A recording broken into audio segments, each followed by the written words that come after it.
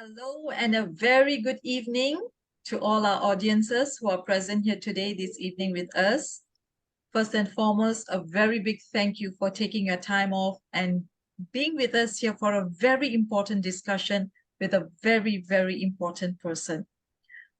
Allow me to share screen and introduce the session today.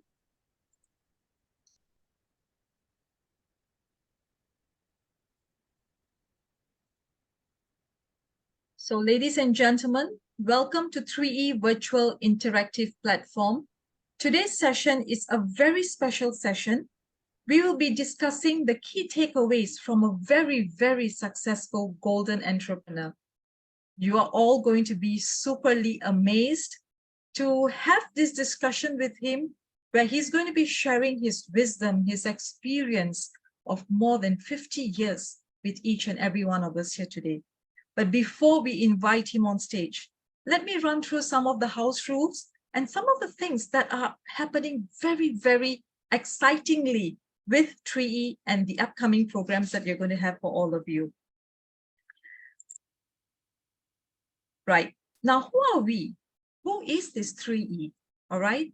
We empower people by engaging their talents to enhance their productivity and profitability. All right. Now, what is VIP? When I was called to moderate this session, I asked the team, tell me, how did this VIP start? What's your story behind VIP? And I'm so amazed to actually understand that the true entrepreneur that we talk about, when we talk about entrepreneurship, we're talking about sustainability. Now, 3E is one amazing company, all right? Your consultancy company, your training company that engages with everyone, and they have been sustainable.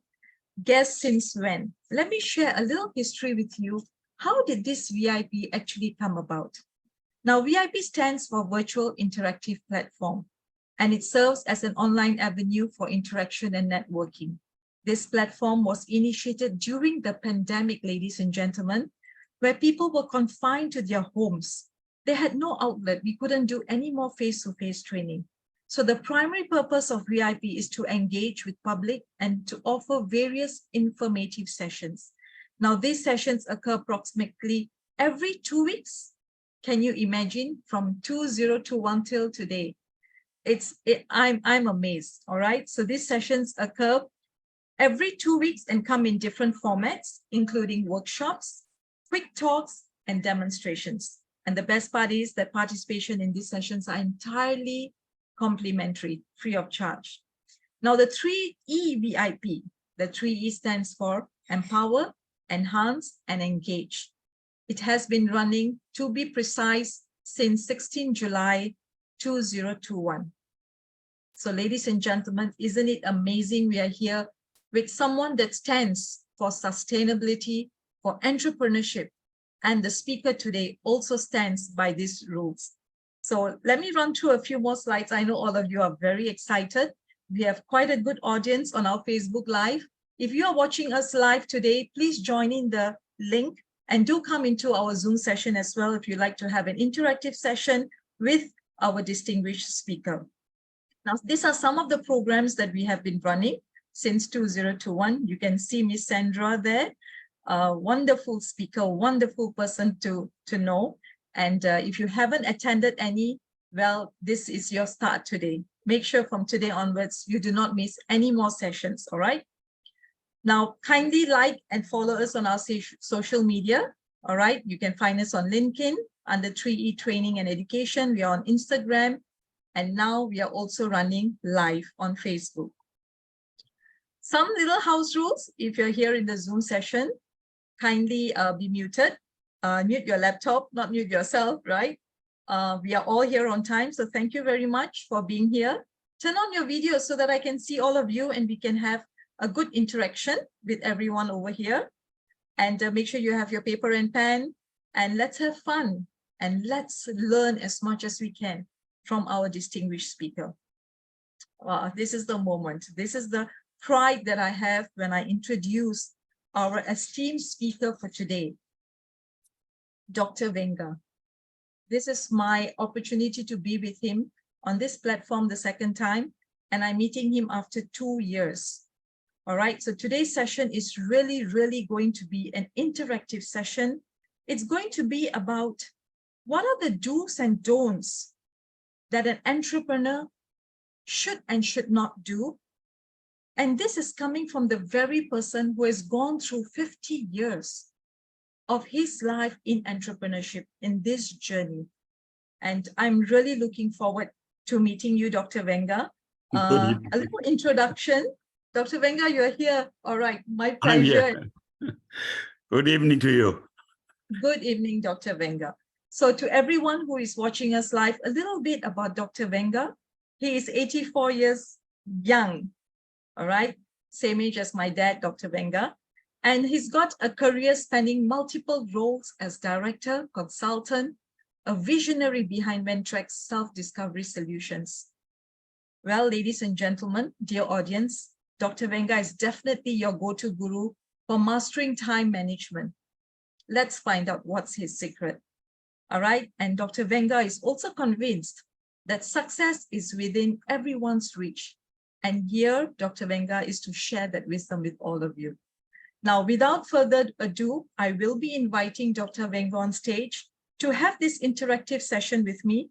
But a little announcement to everyone. Please stay on until the end of the session, because we will be taking a group photograph after we have finished the session with Dr. Venga. There will be a Q&A session. If you have any burning questions, please feel free to take that on the stage and speak to Dr. Venga. And we will be announcing what are our upcoming events. And most importantly, you will have to fill up a Google form, after which you will be able to get your e-certificate within 48 hours. So remember, you have to stay on with us until the end, and I will display the remaining slides once we have finished the session with Dr. Venga. So without further ado, ladies and gentlemen, please welcome our esteemed speaker, Dr. Venga. Thank you very much for having me. All right, Dr. Venga, I'm so excited to start this session with you. I've got a few questions lined up for you, Dr. Venga. Do add on anything else extra that you have, but this is what we would like to really find out from you. Now, Doctor, you became an entrepreneur at the age of 47. This is 37 years now. How has this journey been for you so far, Dr. Venga? Very educational, I must say. Would you like to elaborate a little bit more? Well, it's been an experience in the sense that I wanted to do this from the very beginning of my adult age. Okay? So, but it didn't happen that way. It's always been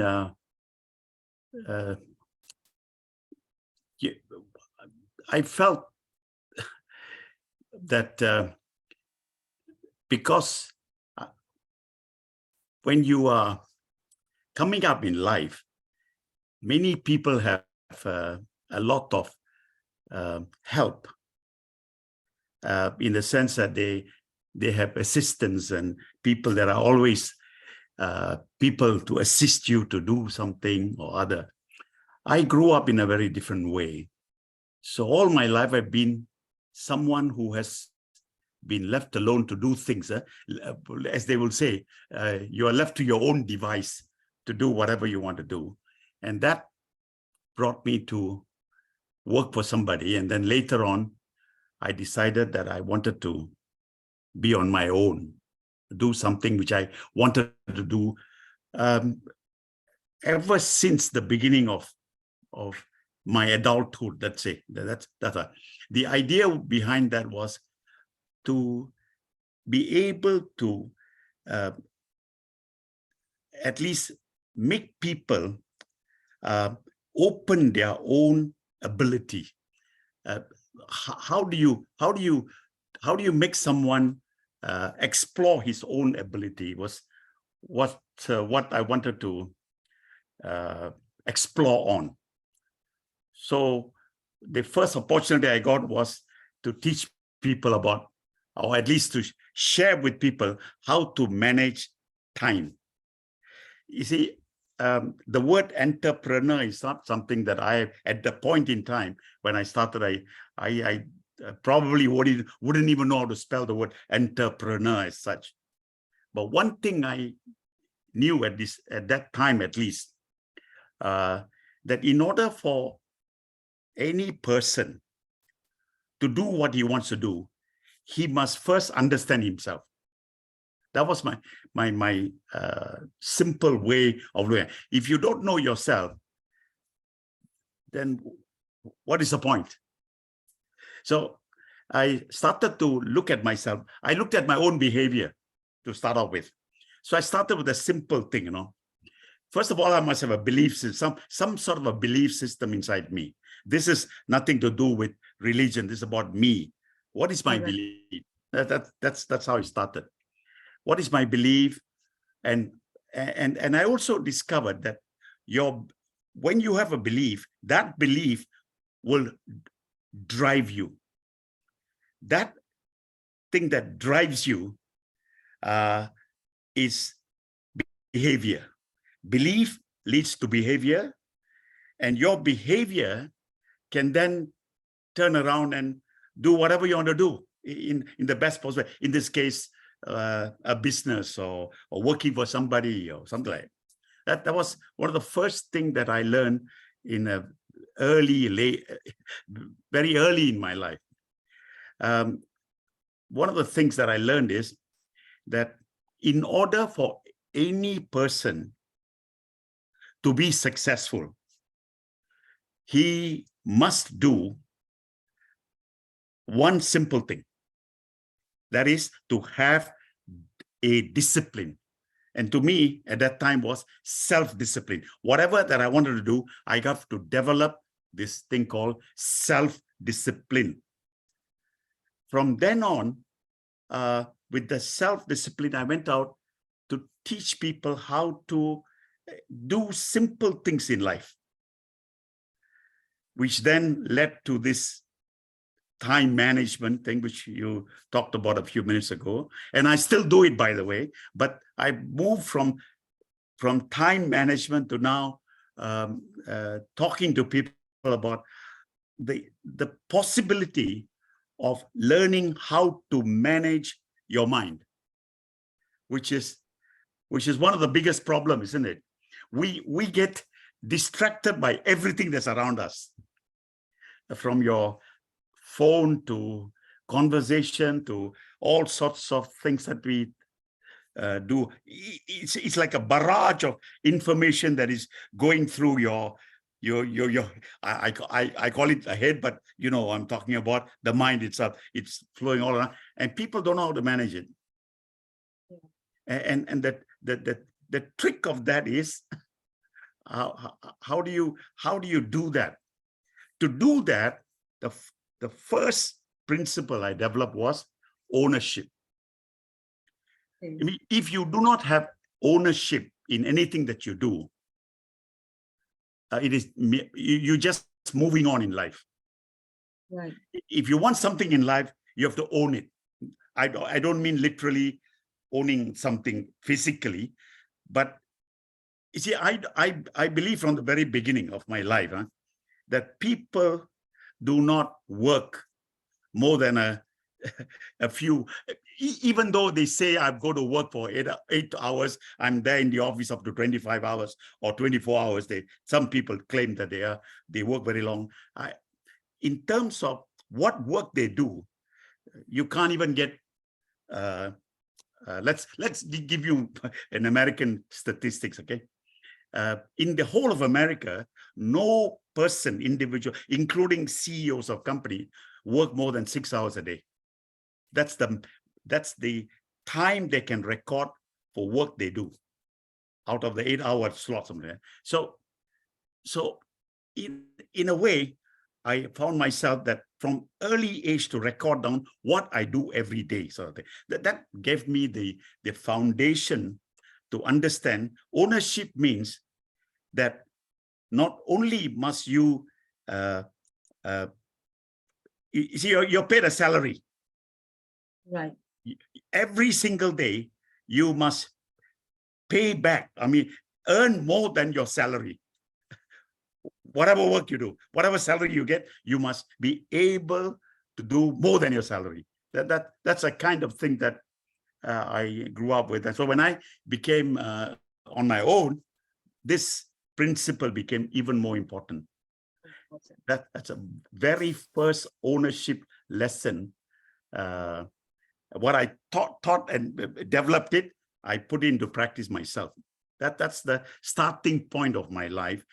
And as an entrepreneur, if you see, I'm sure you know this, 65% of all entrepreneurs disappear within 15 years from the time they start the business. 15 years later, they are not even there. I'm sure you know these statistics. These are world numbers. Right? So the failure rate is very high. And most of the entrepreneurs fail because of one single issue only. And that issue is self-discipline. Right. And if you do not have this self-discipline, you will never succeed. Now, to your question, why did I go out there? First of all, I didn't go out there as most people want to do. You called me just now a success. I don't know. I do not consider myself a success. To say I would probably be a failure, not a success, because my idea was that since managing oneself is a little trick, a small little trick, and that is to manage your mind. And to do that, I formulated a formula, write, goal, review. And I thought it's very simple to do. And I must say that I'm 84 years old. I think I've become a failure in that. Okay. Now, again, every entrepreneur gets into the business with the thought of making money. That, to me, is the road to failure. Because when you want to make money, then you'll do all sorts of things to make money. But if you want to earn your money, then when you do something, you will think of how can I earn that few dollars, whatever I'm selling, doing, whatever, I must earn it. I must earn it. So my earning ability makes me become in tune with my own self. I mean, today in New York, the word integrity is equated to liars. To lie is to be you have the integrity to lie. So I came with a background that, hey, what you say must mean something to people. So there must be certain amount of not certain, 100% you must have integrity. This is my belief. So earning money is okay, because you're not going to do it just to make some money. See, whether you make a safety pin or make a large computer, it's for the use of mankind. Right. Now, if your thought process is, I must do something, and when I sell that product or a service to somebody, that must be useful for the person, and he will then pay me a certain amount of money, which is my earning. You understand the difference, I hope, Bharati? Yes, I definitely see. And you have shared so much with us. Just let me do a little summary of what you just mentioned. You've mentioned so many key important words over here: self-discipline, accountability, time management, and it's about managing your mind. Now, with all these experiences, Dr. Venga, in so many years, in this journey that you have shared and what you stand for, your principles that you stand for, are there any regrets you have in No. this? Wow, so confidently, so directly, no. Wow, I love that. No regret. Yeah, you know, I would explain it this way. Every single day of my life, I have met with maybe you can call challenges, maybe you call failure, you do something wrong, but you learn from it. Every single day you learn.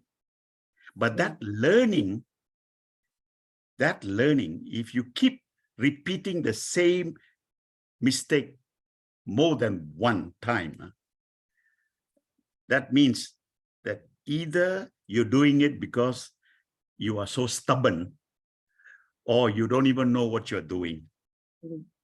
Yeah.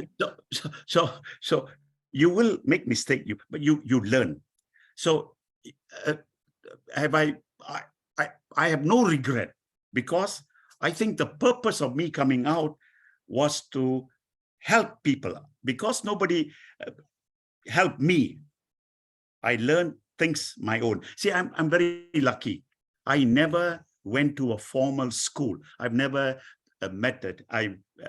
The only person I know is the man who taught me how to read and write.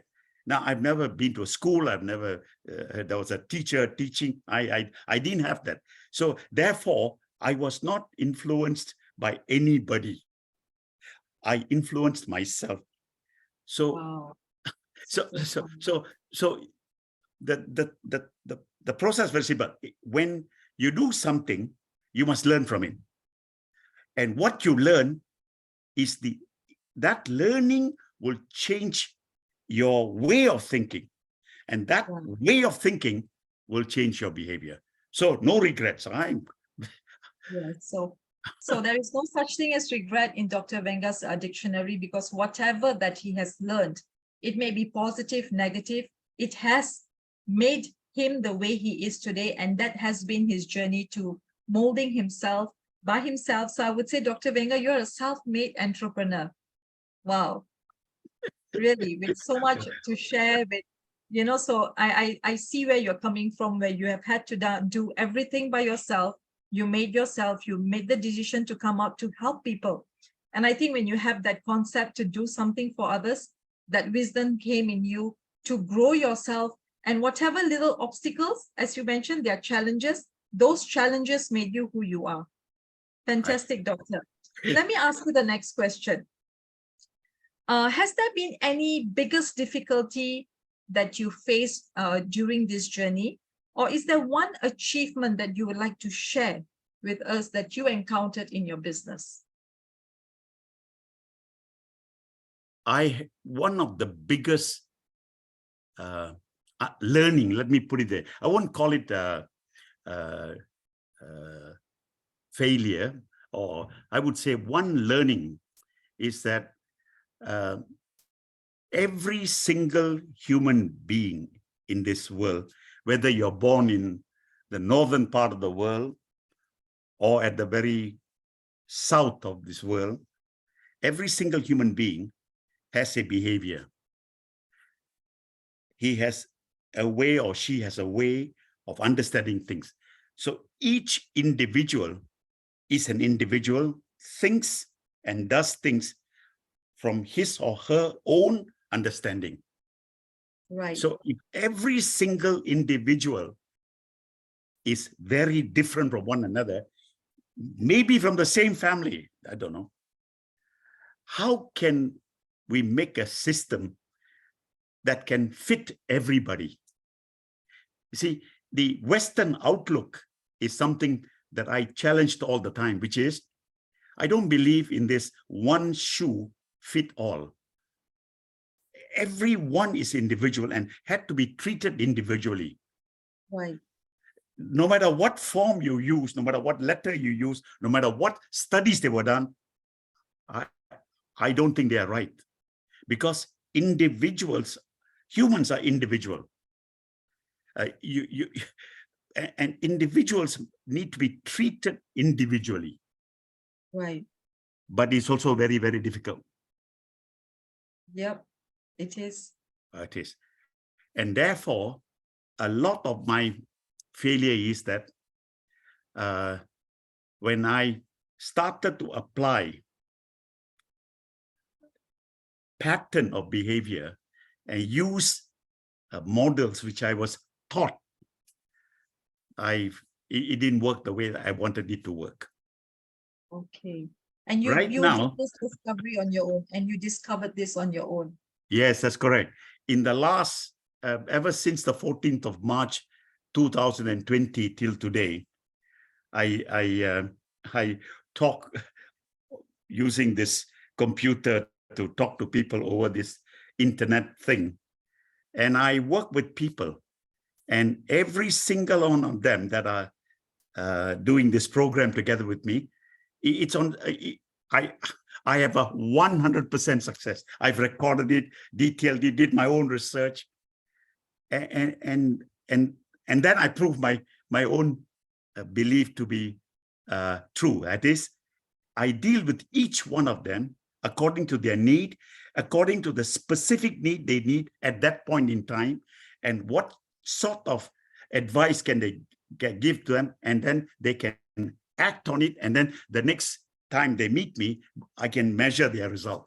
So I can proudly say that towards the end of my life, or I'm already at the end of my life, I have learned the one thing that I wanted to do and achieved it. And that is to talk to people, open their mind, and let them look for it themselves.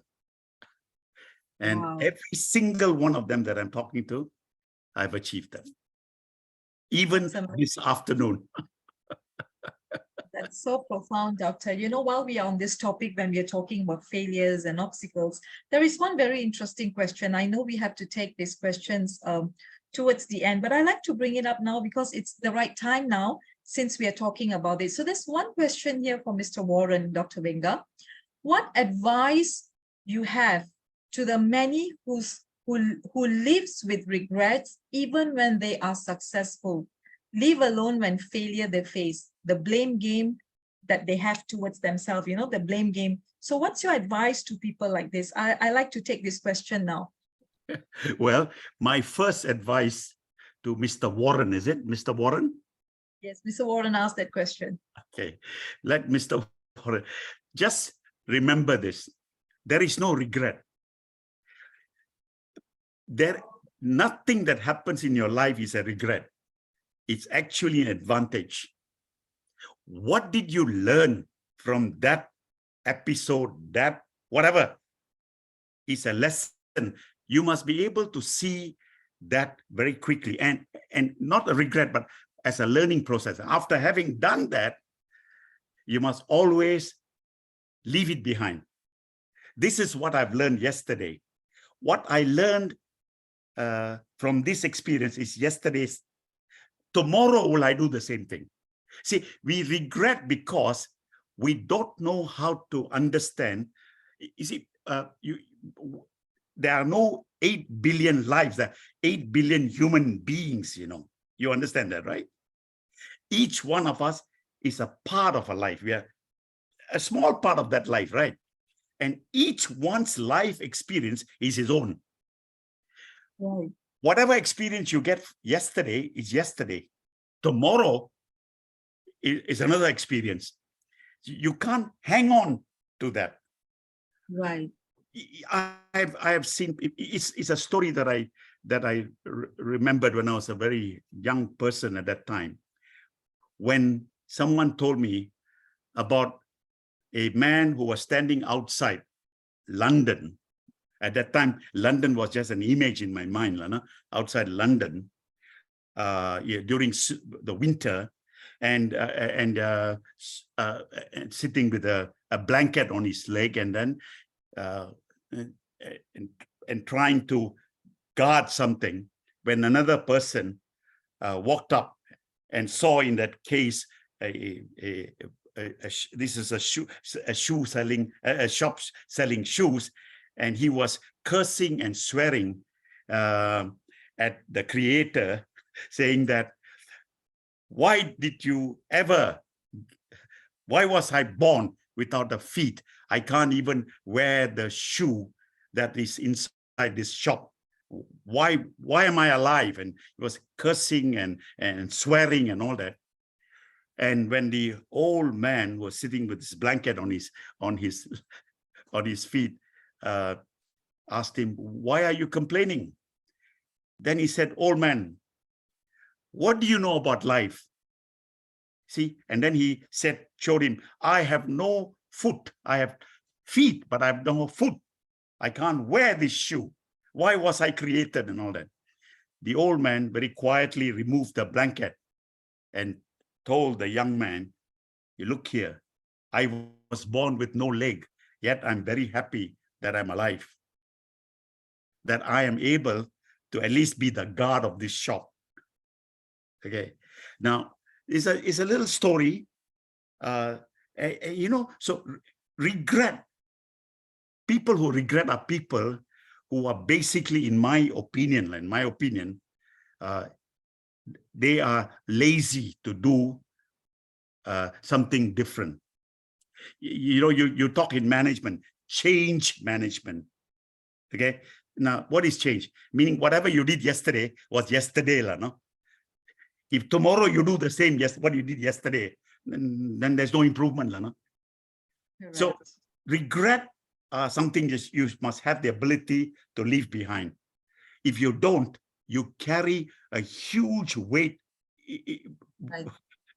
The baggage, we call it, it's like carrying the baggage and the garbage wherever you go, and you haven't found a place to dump it.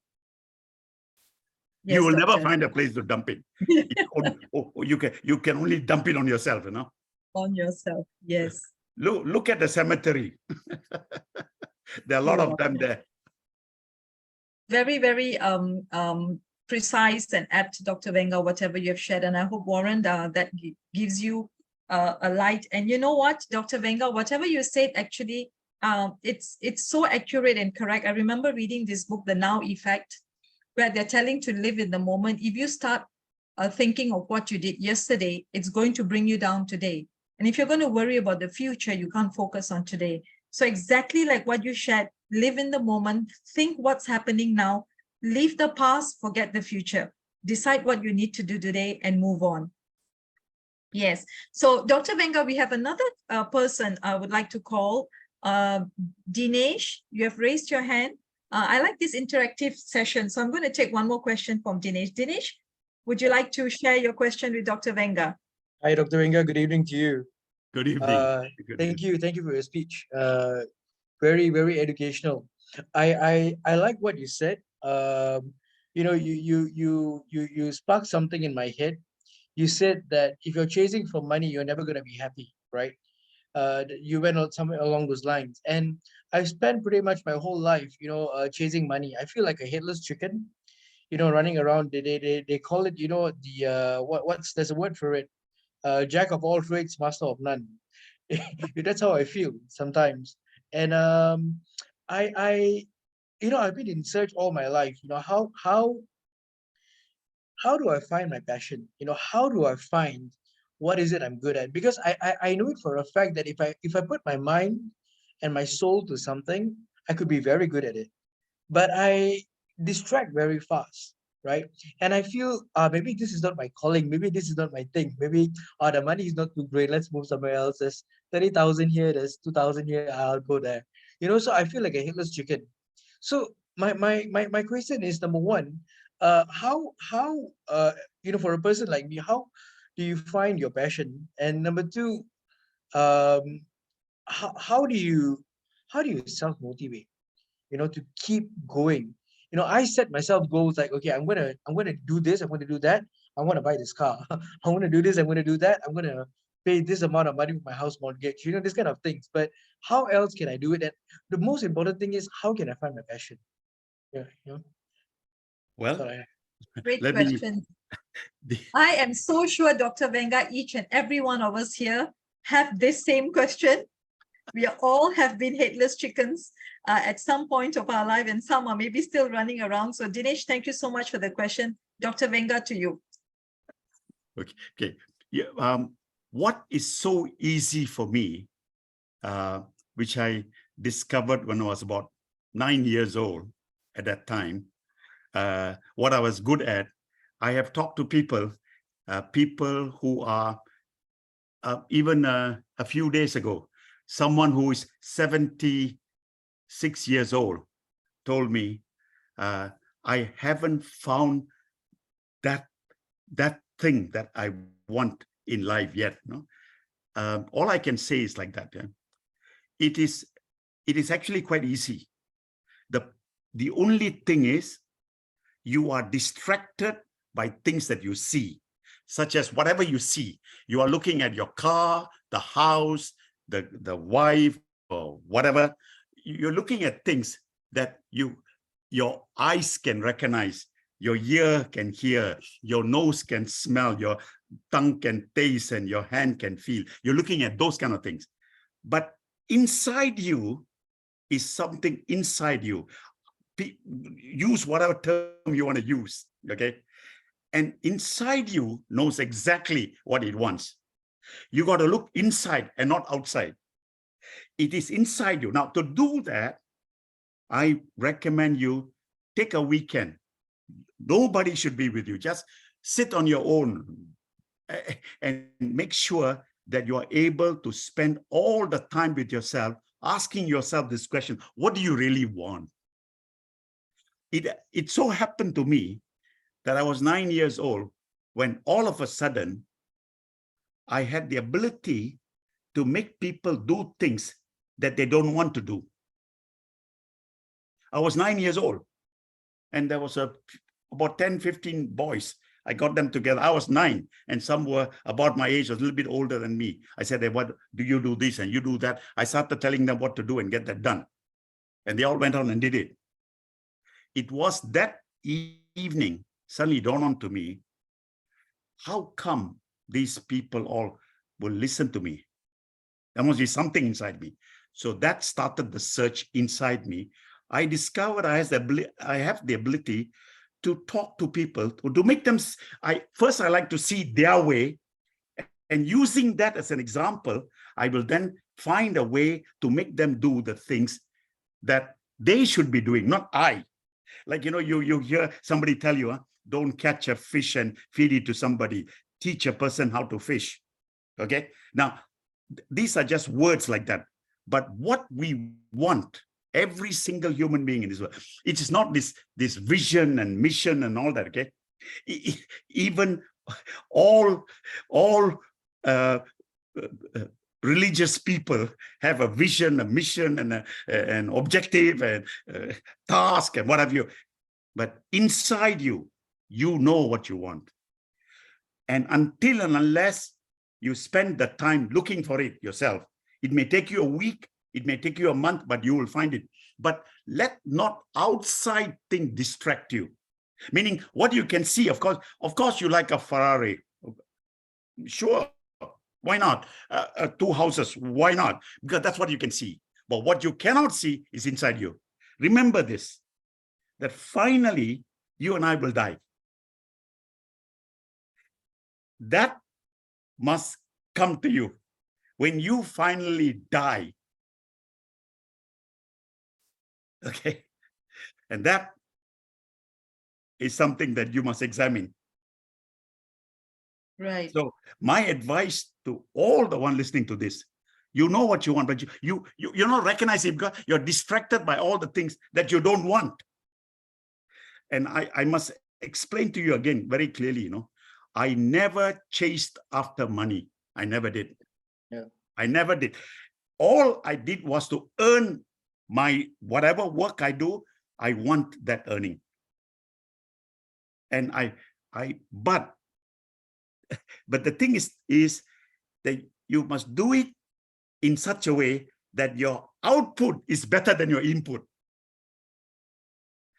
Then you'll realize that very quickly. Wow, Dr. Venga. So simply put here. So Okay. if I may, Dinesh, and to everyone, and Dr. Venga, correct me if I'm wrong. When you say you earn the money, let that money be a byproduct of what you're doing. Don't go after it, but it must be the results of your fruits of the actions that you're doing. And that is what we call earning. So we don't want to chase money. Let money be the result of the input and your entrepreneurship journey that you are doing. So great, Dr. Venga. Thank you so much, Dinesh, for the question. And please bring on the questions, raise your hands or type it into the chat box. I would love to take more questions as we go along. So Dr. Venga, I have another very interesting question for you. Now, in this 40 over years of your entrepreneurship journey since you started 37 years ago, things have changed. The style of entrepreneurship has changed from offline, and now it's a lot to do with digitalization. You got to be online, you got to have that presence.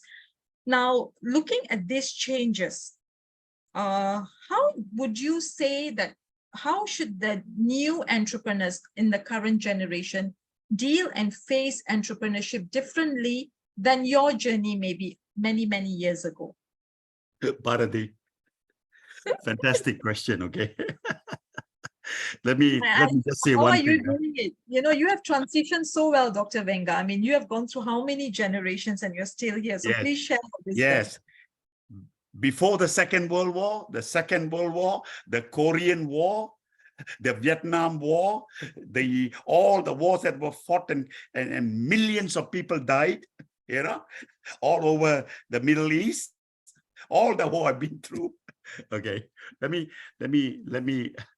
say like this. Okay, ever since we became human,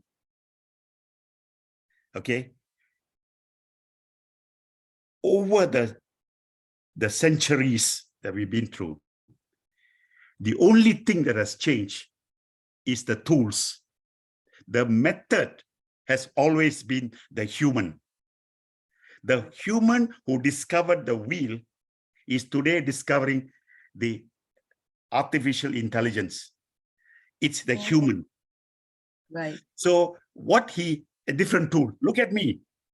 I learned how to use a computer only when I was 50 years old. Prior to that, I don't even know what a computer is all about. Okay. In the last 2 years, last 3-4 years now, during the pandemic, I even have learned how to use this internet to talk to people. So it's the tool. It is the tool that has changed. This is what this that you have is the same, but it has become better, cleverer, faster, understanding.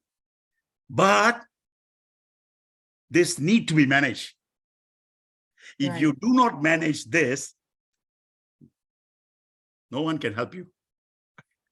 Because we are a nervous monkey. We are a dissatisfied monkey. We are a nervous monkey, a dissatisfied monkey, and all the time, I want more monkey. That's who we are. Stop that. Cool it down. Stop it from jumping around. Yes. And then you'll then realize that, hey, actually, I can do this. The tools are there. It's inside here that makes the difference. You are a medical person. The neurocortex of our brain has developed tremendously. You know this. Yeah. 100 years ago, it was slightly different. 1,000 years ago, it was slightly different.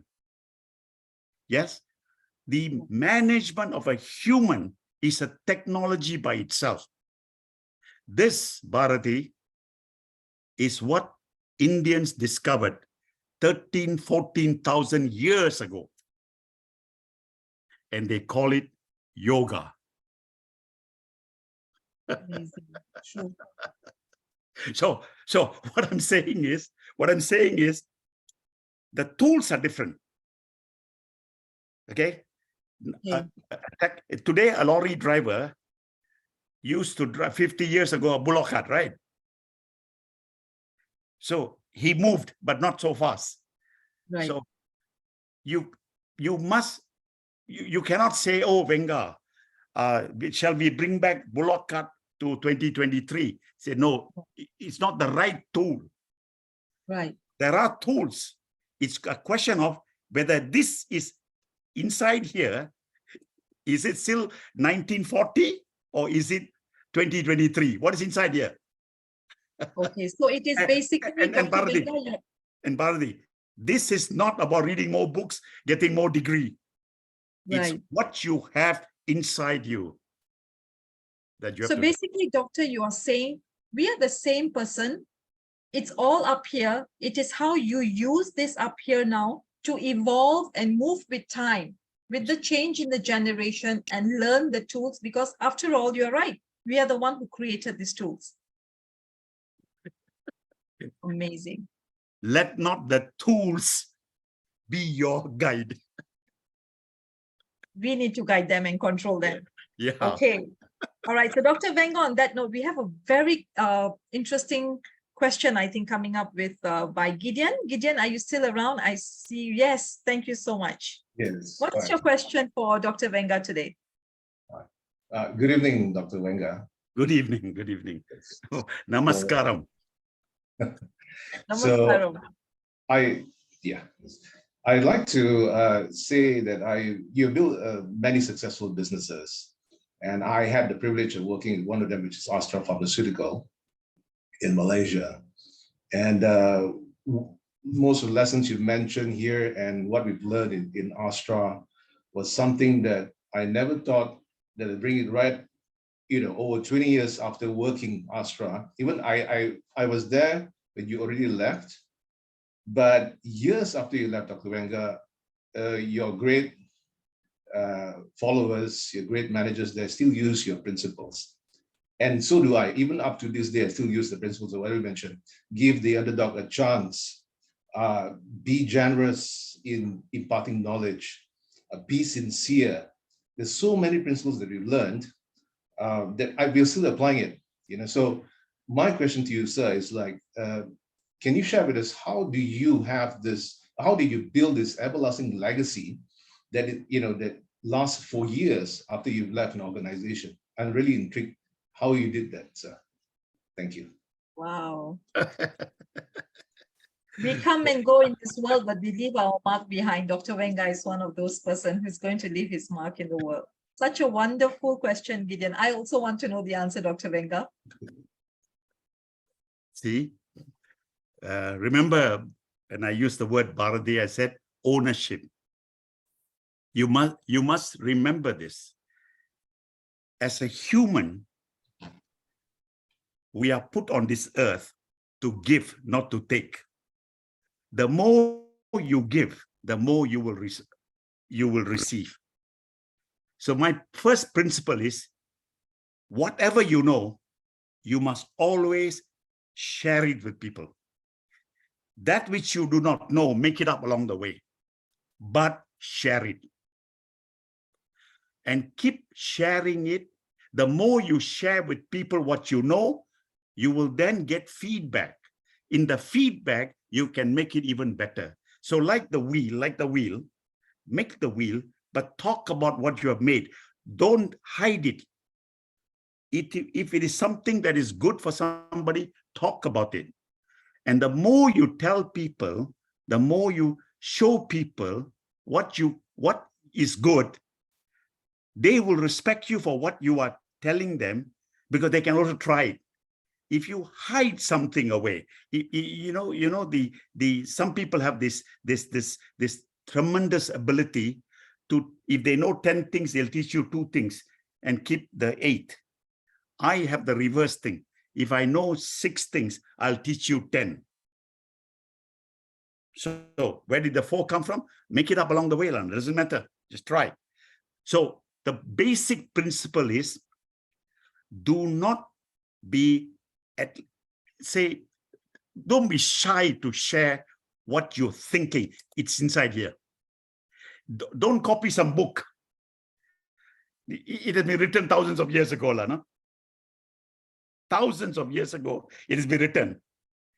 But what you have taken it and converted it something, is like this, a simple thing, okay? Theory is there in the books. Okay, theory in itself is nothing. You must take a theory and convert it into a concept.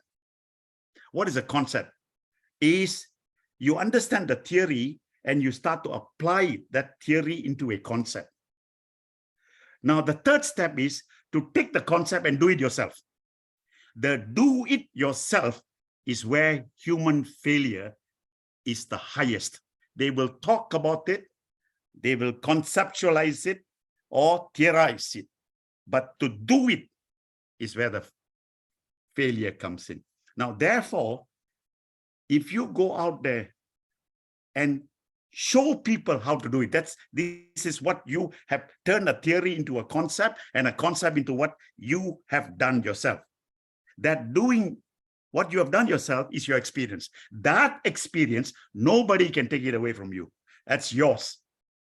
You don't even need a patent. This is what the Americans are looking for. Bill Gates is looking for that, to patent seeds so that he can make more money. He thinks he can make more money, but that's his theory. But I'm telling you, as a human, whatever you know, if you know 10, teach people 12. That you must do. How do you do that? Look at what you know and ask yourself, how can I improve this? I ask people 3 simple things to do every day. Number 1, first thing is, every single day after the day is over, ask yourself, what did I learn today? What did I achieve today? Was I productive today? So if you keep asking these little things to yourself, you will suddenly realize, I sat in this meeting, actually it's a waste of time. No? I didn't learn anything. I wasted my damn time. So either I do something about it or I don't attend.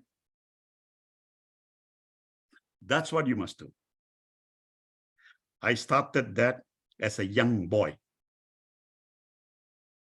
I've never stopped, even today. How can I improve this? How can I do this a little better? This is what my whole life is all about. Thank you for the question. And you have taken me back 40 years ago So for this small movement. Thank you, Dr. back to memories and back to connecting the dots that really makes who Dr. Venga is today. It's all the little things and the beliefs and the faith and what Dr. Venga really has done that has brought him so far in his journey of this entrepreneurship. Dr. Venga, we have another very interesting question over here. I'm going to take this just right now as well. Now, the question here is by, let me just scroll the chat up a little bit. Give me 1 second. So Venkat, Mr. Venkat has posted this question for you, Dr. Venga. The walls have ears, and sadly, the whole world has mouths. Criticism, discrimination, lack of moral support, they don't uplift. What's your advice for us? Though you had mentioned on purpose, you mentioned about purpose. How do we learn or ignore the world when we need a support system? Is Mr. Venkat here? You like to speak and come, and maybe when you explain it, it will make better sense. Yes, Venkat, thank you. Hi, hi, Dr. Venga. Hi. Good evening to all of you. Good evening. Because in these 50 minutes, I got so inspired, and we can tell that we've gone through so much of battle in life also in order to share the pearls of wisdom. And the battle that we are facing now today is, as much as I want to persevere, move forward, take the first step, we have our support system surrounding us, whether it's your family, your loved ones, or your friends. One negative word from them, yeah, why are you wasting your time? That sets us back. And it's always the first step, the most difficult step ever. So how do we battle with the voices within and the voices externally? Again, Awesome. Let me share what is so simple to me when I actually did it. And now I'll share with you what I did when I was roughly about 13 years old. I was 13 years old. At that point in time, I actually do not know how to read and write. And I was already working. I remember in those days, I got no birth certificates and all, don't have, okay. So I went to a house, the usual thing which I do, and the lady showed me a piece of paper and asked me to read. So I took the paper, I flipped it around 4 or 5 times and said, I don't know, I don't know how to read. I gave it back to her. And then she said a word in Chinese, which literally I've never ever got angry with anybody or anything. I'm a very calm person. I know what to do. I was so angry, I would have actually, whatever is possible, I would have done. But that night, I decided I must learn how to read and how to write. I was 13 years old. Remember, until that time, I speak fluent Chinese, many dialects, but not any other language. And when I said the next day to a lot of people, I said, I want to learn how to read and write. And the feedback I got was, can you see the dog? See here? Can the dog read and write? Can you see the cow? Can the cow read and write? There was so much of this that they literally told me that I will not be able to do it. That was the day I made that decision. No matter who gives me an opinion, whoever it may be, I will not accept it. Because I have my own thinking. I cannot change your mind. Now I'm talking to you professionally. Mine in those days, what I thought to myself, what you think you cannot do, that means you are stupid. So 3 years later, I sat for my senior Cambridge. So my advice to you and to the rest of the people hearing it, humans have opinions, and there are millions of opinions. Every single individual in your family and everybody else has an opinion. It is an opinion by themselves. It is what they know. What they do not know is a lot more. Why should that interfere with you? The first lesson you must learn is, regardless of whatever people think about me, I am who I am. I am what I am. What other people's opinions are never matter to me. It's your opinion. Because why? I will sit and listen to your opinion. No doubt, I will listen, but I will not allow that to affect my own thinking. I will go back, sit down, take a piece of paper and write down, this is what was said. What is it? Why is it said like that? What did I say? And I examine that every evening when I get time to do that. So that by examining yourself, you must get rid of this. You know why? Let me say this, Venki, that every human has an opinion. And that opinion is 8 billion different opinions. You tell me which one is right. And yours is one of it. And ours is one of it as well. So who are we going to listen to, Doctor? Right. But it takes a strong person to say this. And you must realize it, but say it in a very nice way. Don't be, rude or crude or vulgar about it. Okay. Thank you very much for your opinion. Done. Finished. When I started off as coming out and doing things on my own, and when I was teaching people time management, I got tons of letters from many consultant companies and all that, telling me, why am I doing this, teaching people for free, telling people about management and all the rest of it, what kind of an idiot you are and all the rest of it. Yeah, they wrote to me. So we will report you. They did. But you know what? I told myself, I'm doing it for free. If you have any sense, come and do it also. You also do it free. Come, sit down and do it. Mike, if you cannot do it, shut up. Because why? You have an opinion. You're not willing to put your opinion to a test. So If I listen to all their opinions, I would not be alive now.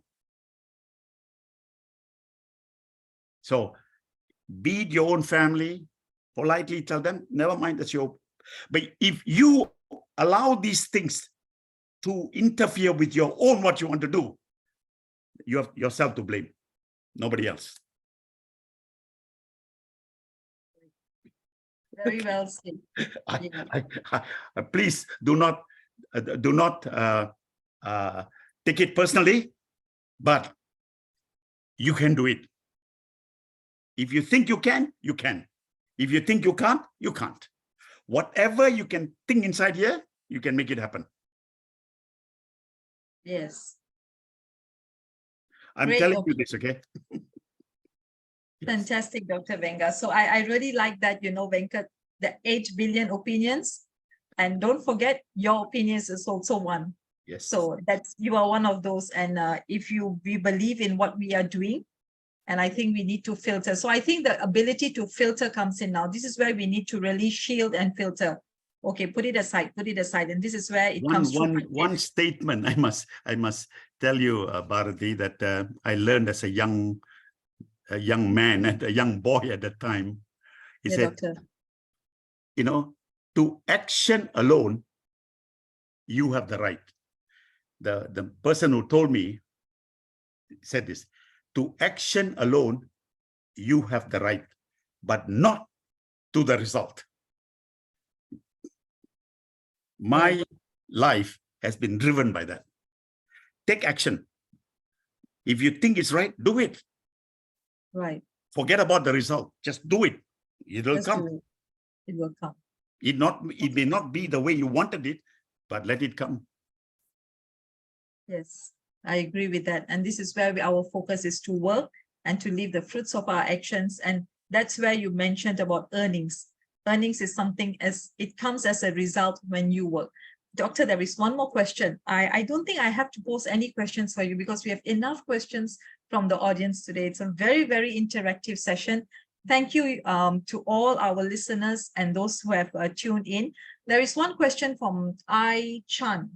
I think, yes, I've got the name right. Got to put on my glasses. Sorry, doctor. Okay, so yeah, I Chan asked, when the rich gets richer, they become more and more greedy. Yes. Without having to care about the ones less fortunate than them. What is your opinion on this, doctor? Very good question. And I'm going to tell you this, and don't get angry with me, okay? The rich will get richer, but the poor doesn't want to be rich. You see, again, only 3% of the entire human population is rich in our world today. Only 3.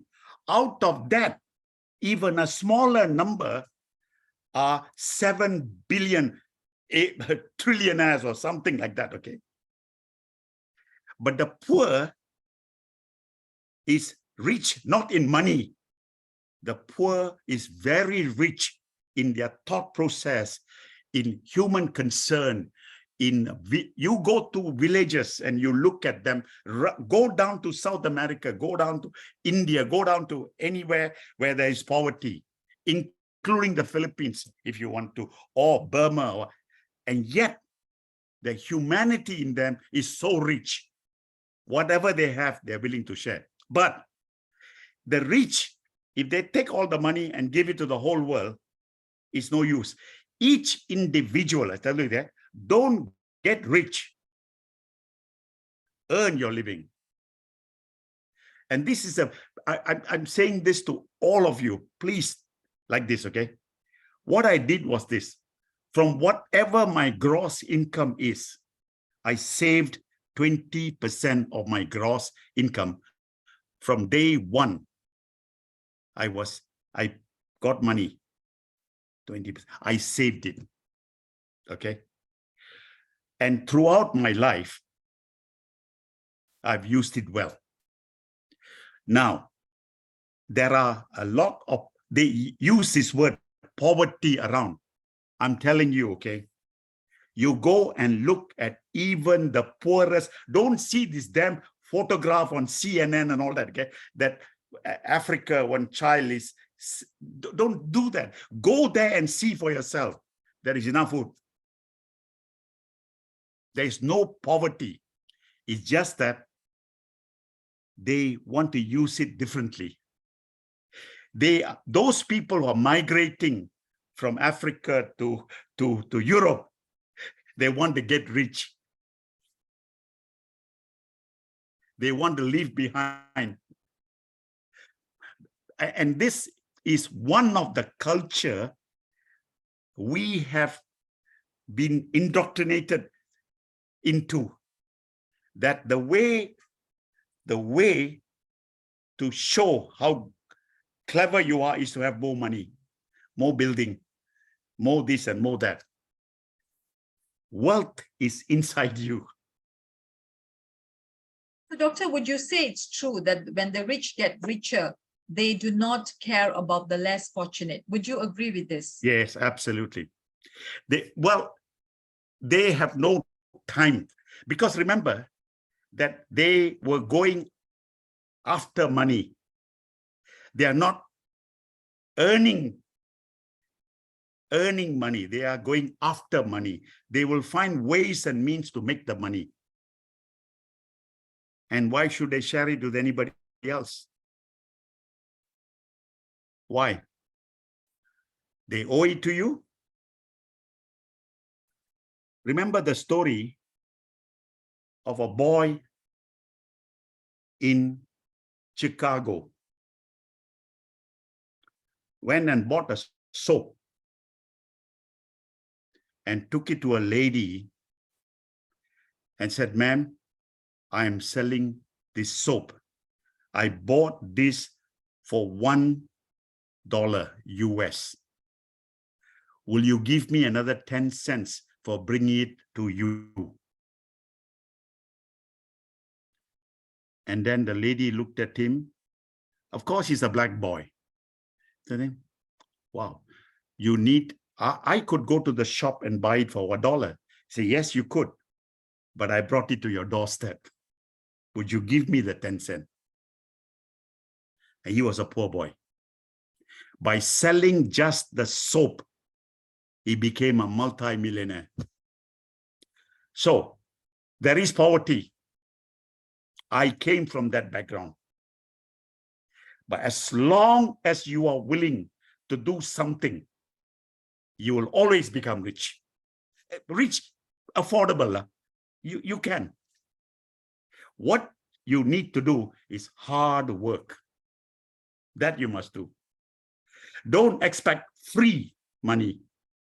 Won't last. The more you work hard, you will earn that money. My view is very simple. Work for it. You are paid for what you do. Ownership.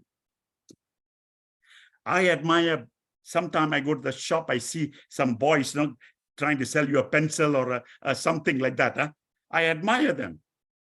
Look at all the Grab boys who are delivering and what have you and all that, okay? That service to the country, right? But as long as you're willing to work hard, you can always make money. Show me a person who's willing to work hard, and I'll show you a rich man in less than 5 years. Amazing. So, Doctor, there is one statement over here by one of our audience, Rosalind. So I think you would also agree that not everyone becomes greedy when they are rich. So, and I think the fine line over here is in that message that you gave about earning, and those who are chasing after the money may not, but if you're earning, and that's where your understanding comes from, when you're earning, you're always there to give back. So it's true, Rosalind, not every rich person is greedy. And do you want to add on to that, Dr. Wenger? You see, when I could afford it, I started on September, I think it's 25th of September, 1987. or 86, I held a seminar for free. I paid for the hotel. I paid for it. And from that day until the pandemic, I ran this all over the country. I paid for it. And people came. I paid my own ticket, my everything I paid. They came for free. Who benefited from it? The people. I benefited from it too, because I learned about them. Right. So it's not just giving your money, but it's if you can share your knowledge Right. with other people, then you have shared. That's your Okay. wealth. Correct. Like this How- program you're doing now, if you can take what I say and apply it, you become rich. But are Right. you prepared to apply it? Are you prepared to do it? Or are you going to just talk about it and do nothing about it? Correct. So it's the actions that we take when we attend such seminars and hear profound words from esteemed speakers like Dr. Venga. It's the nuggets that we take home and what applies to us in our life, like all the questions that you have. So we all have these little things that, get cluttered in our mind, and we want that clarity. And if you have got the answers to that clarity today, just pick one take-home message and make a change on that one. So I'm going to carry on with a few more questions. I think a lot of questions have been answered and were raised by our audience. So thank you so much. Dr. Venga, coming to my last two questions before we end the session. What, in your opinion, are the two most critical entrepreneurial traits that a person should have? Yes, you mentioned so many, and all of them are very important. Your behavior, discipline, your self-worth, your mind. But what are the two main traits that you would like to say that every entrepreneur should have? In my view, in my view, first, a person who wants, you see, the word entrepreneur is being used in different format. For me, the way I think about an entrepreneur is someone who buys a watermelon, cuts the fruit into 4 parts. He buys the fruit for, say, 2 ringgit or 3 ringgit, cuts into 4, put a little umbrella, not a little toy-like umbrella, put some fruits around it, put a little plate, and then he sells for 1 plate, 10 ringgit. He's an entrepreneur. The same watermelon, he takes it, makes a little different, and he sells for 10. Is he cheating people? No, no. He took the trouble to do that. 10. Right. Yeah. So, as an entrepreneur, you must ask yourself one first question. Okay, and that question is, are you fair in selling this product to the customer, the price that you're asking for? Okay, is it too much? Is it too little? Do you have integrity? If you have the integrity, you will realize that what you're doing is right, and therefore your earning is also right. Now, today, the word integrity is an abused word because people lie through their teeth in television, everywhere they're lying through it. Their integrity is lost. As an entrepreneur, you must become very responsible. You must become a very responsible human by taking ownership of what you're doing. I saw a very, the other day I saw it. Someone is selling a nasi lemak packet for $1. Okay. He's an entrepreneur. So I asked myself, how can you sell a nasi lemak for $1? Okay, someone bought it, I looked at it, okay, it's okay. So integrity is the first thing that you must have. Okay, now the second thing that you must have, and that is do whatever you're doing, but do it over and over and over and over and over again, and improve it, make it better, keep on doing the same thing, but do it over and over and over again. Until you get until you reach the perfection. That's right. So So integrity and repeating. So would you summarize it as perfection? yes, Okay. everything we have done in life, no? First, it comes with a kind of a belief system where that belief drives your behavior. Your behavior will drive the business.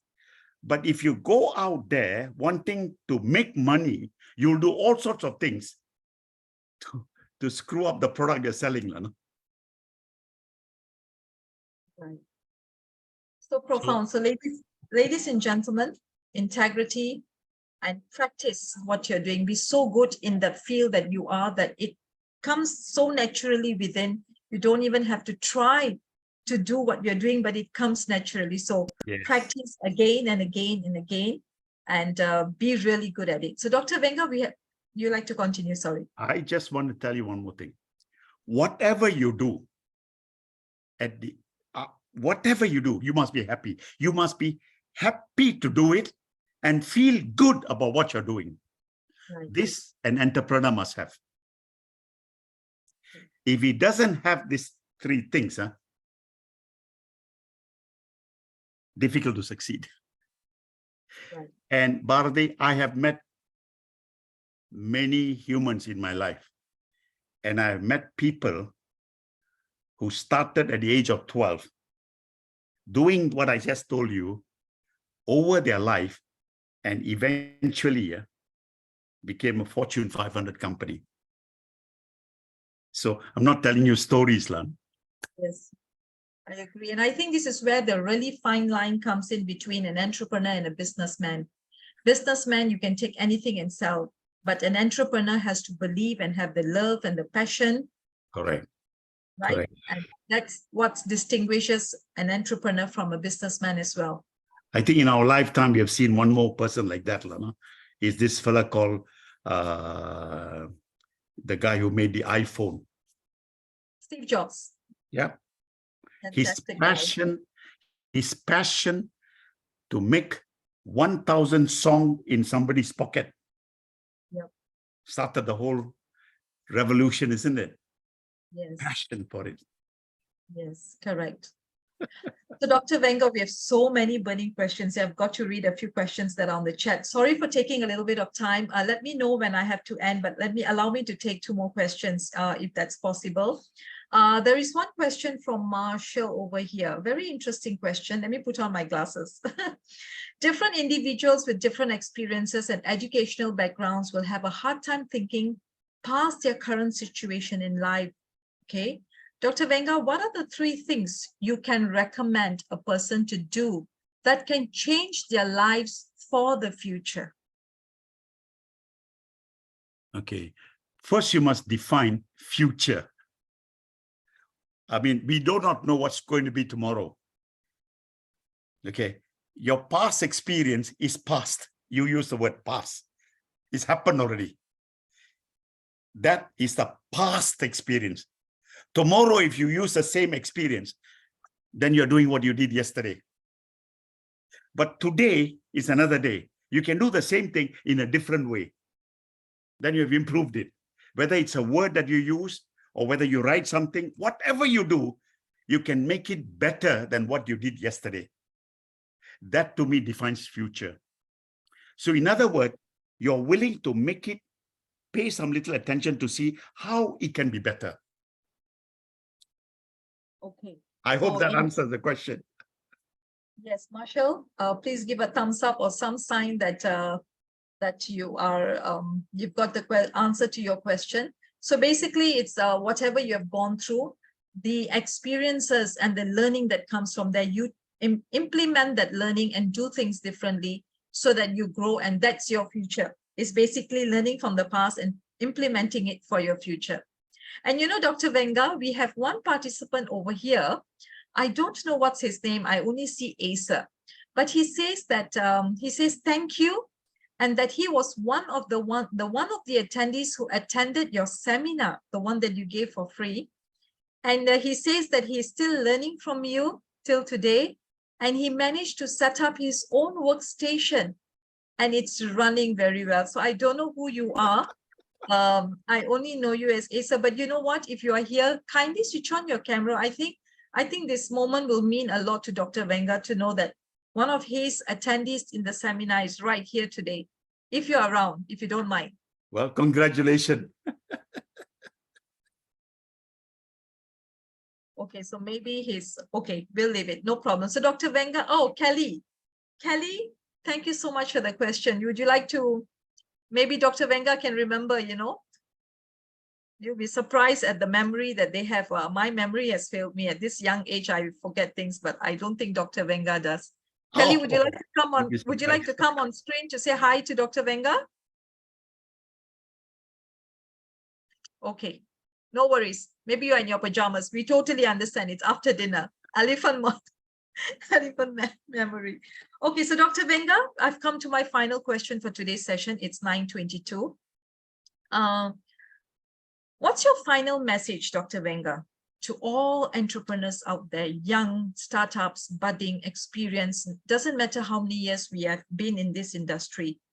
What is that one message from a golden entrepreneur like yourself, Dr. Venga? Only one.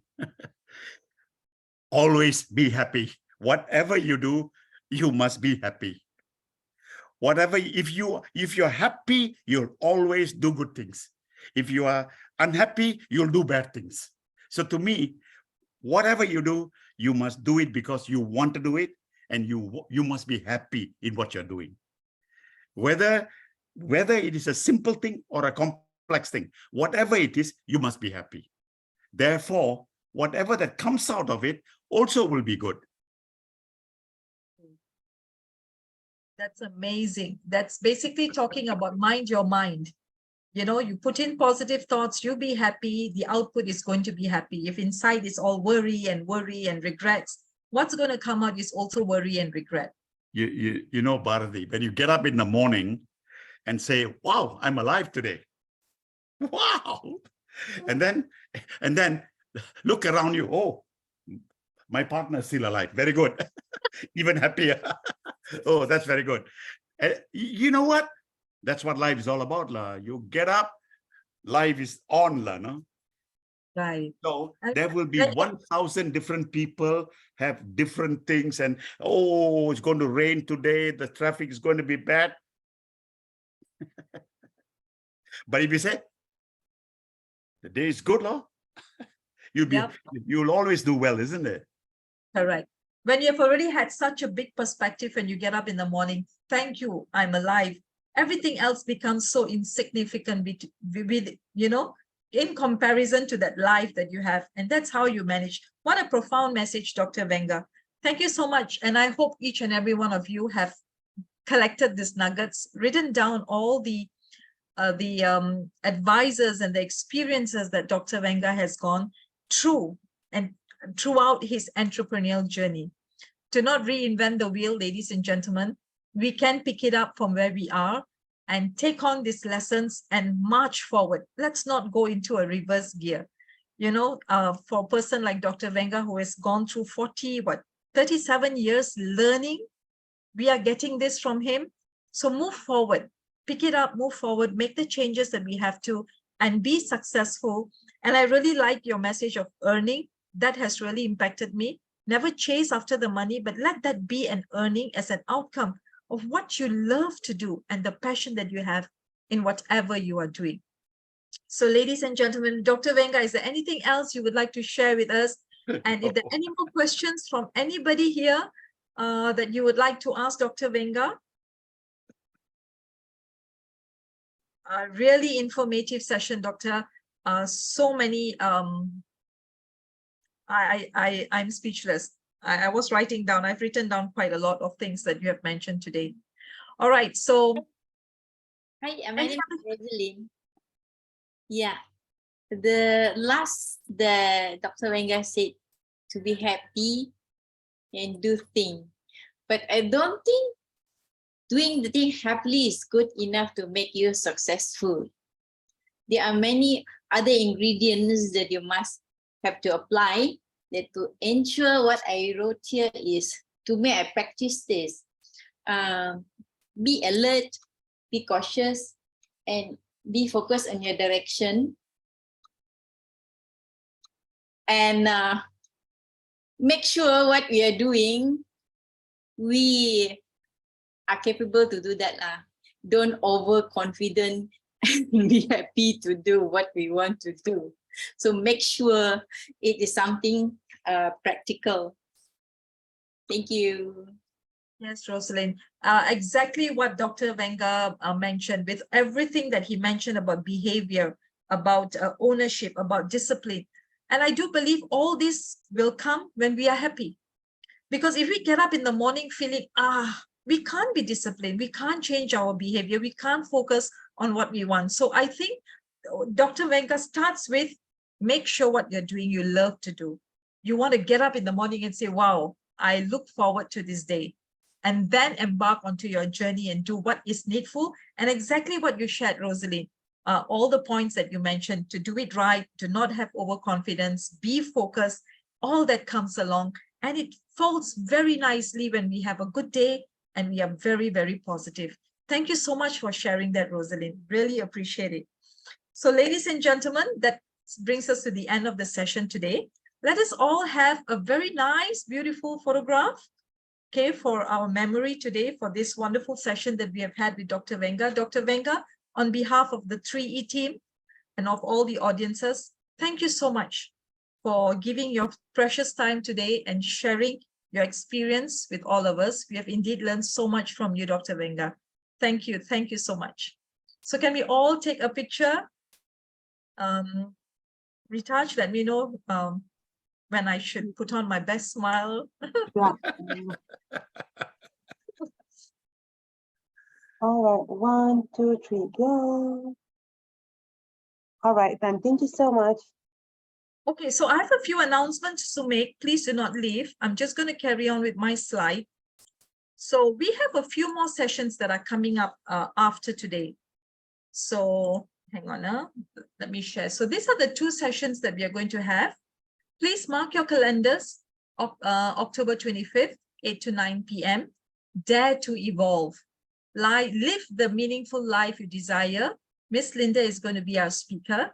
And another session that we are going to have for this year, 2023, is November 28th. Also 8 to 9 p.m., Miss Norshila Abdullah, who will be speaking on finding your voice. All right, so if you want to register, you can scan on this QR code. Ritaj will also share the link in the chat group, so you can actually click the link and register, secures yourself a seat. All right, now, before you leave, I'm sure all of you want your e-certificate. You've been here for the session, so thank you very much. Do scan this QR code, fill in your evaluation form. Let us know how you felt about the session. Give us your feedback. And if you want to say some nice things about the moderator, please go ahead. I'm more than happy to welcome some good comments. All right, so fill in the form, and once you submit, you will receive your e-certificate for today's session within 48 hours. So ladies and gentlemen, today completes our 43rd VIP session, and this is amazing.